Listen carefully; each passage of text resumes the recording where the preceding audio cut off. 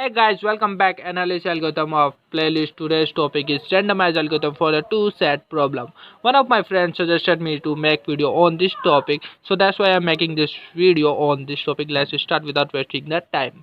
So simply, what is the problem of two set? So it is a problem of deciding whether a Boolean formula in propositional logic has an assignment that evaluate to a true. It always evaluate it is true or false, so it evaluates simply a true. So set occurs as a problem and it is a tool in a application. So what is the set problem? Before going to set, we will discuss about what is the set problem. So set problem is a problem of answering whether a boolean is satisfiable or not. And before to go and simply it is matlab it simply answer the problem whether a boolean is satisfiable or not. Okay, and the boolean formula is in as cnf is a form. I will tell you later what is the conjunction normal form. So it is a collection of clause in a and or of a several literals. So what is cnf? It is a clauses in a and or of a several literals. So let's take an example and understand what is the cnf form. So here you can see there is a x1 dash plus x2 x5 x3 plus plus, and this is how is complete. So simply you can see there is a multiply, both are multiplied to each other, and in a bracket you can see there is a addition operator. So we all know that in a conjunction form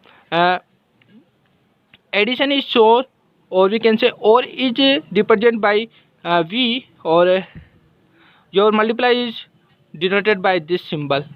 So simply we convert this form into the cnf using these representations. So simply you can say there is a multiplication, so I can show using this here, this one and this one. So this is how we can represent and using of this. And in the case of or, we can represent addition this symbol. So this one and this is how you can make cnf simple form. Let's go on the algorithm. I hope you understood what I mean to say. So in the case of the algorithm, the two set problem random f. So simply first step is that if we go in the first step, pick a variable u at a random in f and put its positive literals in a list t. You just have to pick a variable u at a random in f and put its positive literals in the list t. There is a list t, you have to just put it. Okay, and second one step, remove literals u from the t, and in this list, in the next step you guys have to remove literal u from t and set it to true. Then you guys have to set it to, as I discussed in a definition, that evaluate to true. So this is how we will set it to true. In the third form, remove all the clauses from the containing position u.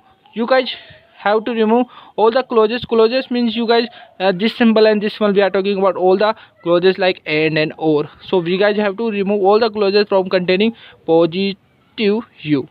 And step number 4, in the step number 4, for each clauses containing negative literals u, put other variable in t. If there is a negative literals u, put others variable in the t.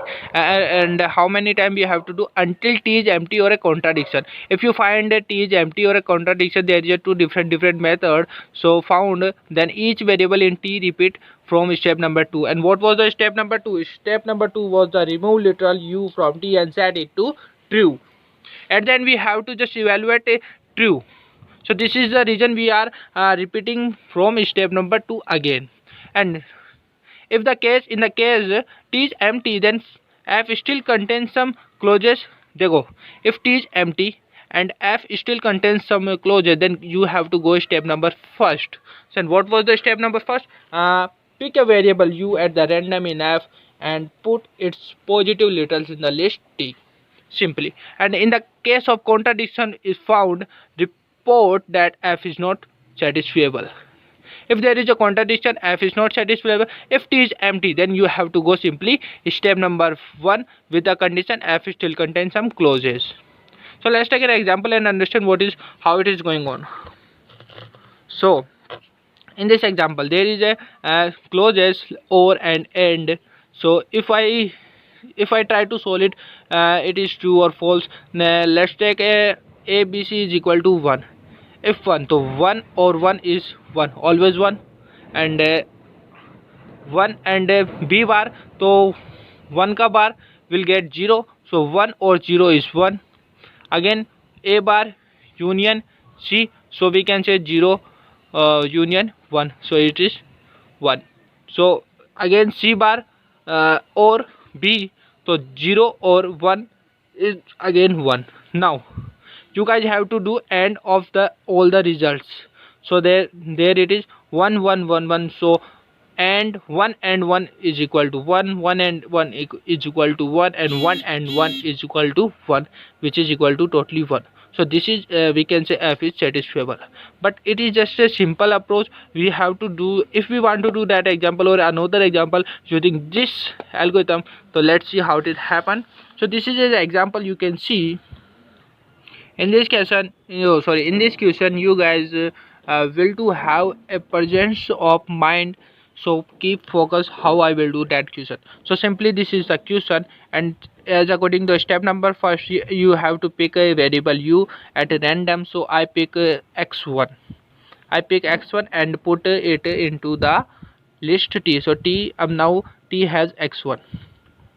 In the according the step number 2, you guys have to declare x1 is equal to true, and you have to remove from t. Now t is empty. So if t is empty, then f still contains some clauses. We can say this is totally f and still contains some clauses. Then we kya karenge, we will go step number 1. So according to step number 1, we will again start it again. Now according to step number 3, you guys have to find out simply that how many clauses that contains x1, because our variable was x1. So we just have to remove all the clauses containing x1, which is x3 dash plus x4. How it is come? So this is, you can see in the example, x1 was with x4 and x1 was with x3 dash. So simply we can say which is x3 dash plus x4. Uh, now we can see what is our value of f. So this is simply this one, and this one, and your this one. This is has removed, and we have declared it as a x1 dash. So now due to the x1 dash, the fourth variable x2 and x4, you can see there is a x1 dash is with x2 and x1 dash with x4. So now t has what? X2 and x4. So in this case, first one is what? First one is your x2. So simply x2 is equal to true, as according to this question, this step, we simply declare x2 is equal to, which is x1 dash plus x2. As you can see, x2 exists with the x1 dash plus. So we have to remove all the clauses, means we have to remove plus. So simply if we remove the plus and x1 dash that we defined, so we have to remove all these things, all these steps. So simply the left one is 1 2 and 3. So this is f is equal to f5 dash. Now I am replacing f5 with x5 dash.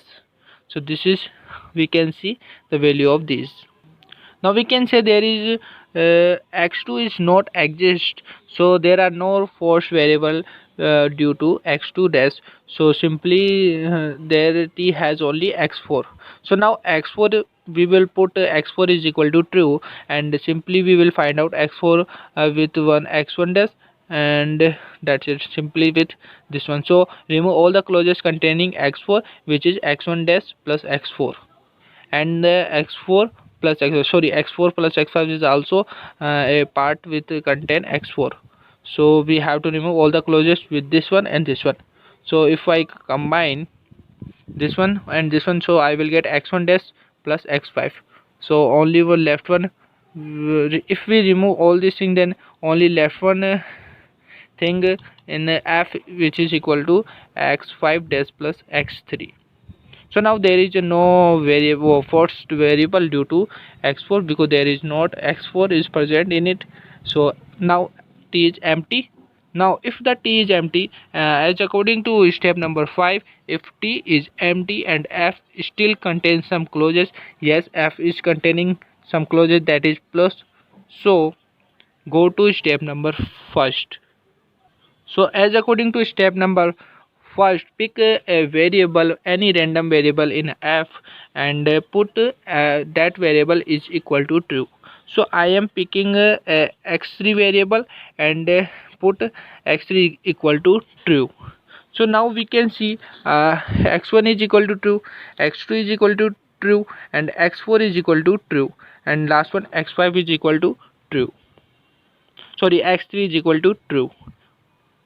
So according to the step, if we remove all the clauses containing x3, which is x5 plus x3, so in this case we can say f is equal to true.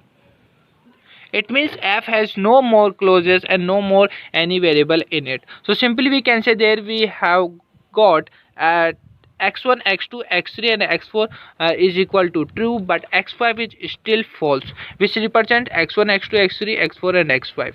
So simply we can say we have answer, and we have to stop at x5 is equal to 4 and remaining are true. So we can say in the case of one set problem, the complexity of big O n, and in the two set problem there is a polynomial type, and in the three set problem there is a NP complete problem. So this was our we can say the randomized algorithm for the two set problem. I hope you have understood about of it, and if any query, any doubt related to this, please comment in a comment session. Thank you so much for watching this video.